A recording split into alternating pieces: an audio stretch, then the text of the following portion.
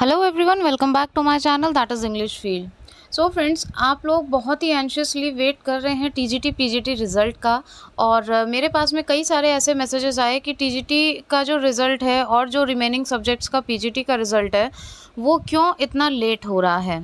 तो देखिए, पीजीटी का तो जहाँ तक संभव है आज से रिलीज़ होना स्टार्ट हो जाएगा और टीजीटी का रिज़ल्ट लेट हो रहा है, लेकिन ऐसा नहीं है कि उसका रिज़ल्ट आएगा ही नहीं।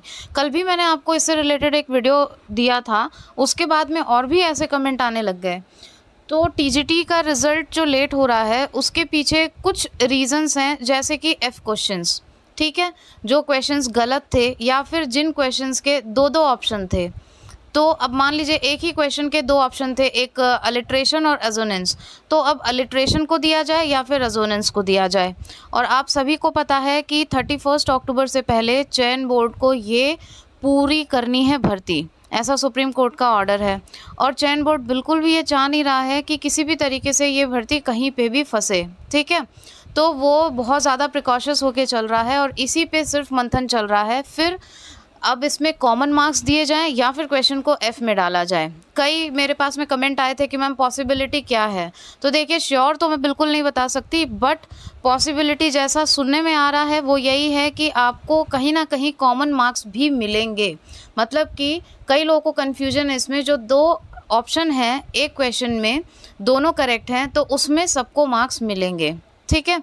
तो ऐसी पॉसिबिलिटी है। और अगर हम एफ़ क्वेश्चन की बात करें कि कितने क्वेश्चन एफ़ में जाएंगे, तो अराउंड, मतलब अगर कम से कम लेके चलें, मिनिमम भी लेके चलें, तो 3 to 4 क्वेश्चन तो जाने ही जाने चाहिए, ये आप तय है बिल्कुल।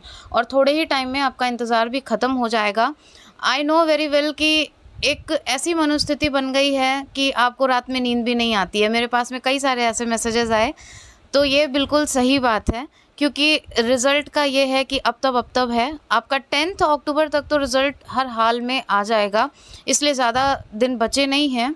और बस यही कुछ बेसिक रीज़न्स हैं। और फिर आपकी तदर्थ की सीटों पे भी जो मामला है वो भी अभी पूरी तरीके से सॉल्व नहीं हुआ है कि कितने तदर्थ हैं। जिस तरीके से बताया जा रहा है वो तो बहुत ही कम सीटें हैं, लेकिन अभी पूरी एक जिसको कहते हैं ना कि स्टैंप लगा दे न्यूज़ पे, वो न्यूज़ नहीं है। वो जब भी आएगी तो मैं बिल्कुल आपको अपडेट कराऊंगी। इसलिए तदर्थ की सीटों के बारे में जिन लोगों ने भी मुझसे क्वेश्चन किए थे, तो उसके लिए मैं यही बोलूँगी कि इसके लिए मैं आपको अपडेट कराऊंगी। अभी मेरे पास में इसके लिए कोई ऑथेंटिक ऐसी न्यूज़ नहीं है कि इतनी सीटें जुड़ेंगी, लेकिन अभी जो न्यूज़ है वो यही है कि कम सीटें जुड़ रही है, ठीक है। अब नंबर देना अभी सही नहीं होगा, एक बार एक ऑथेंटिक न्यूज़ आ जाने दीजिए।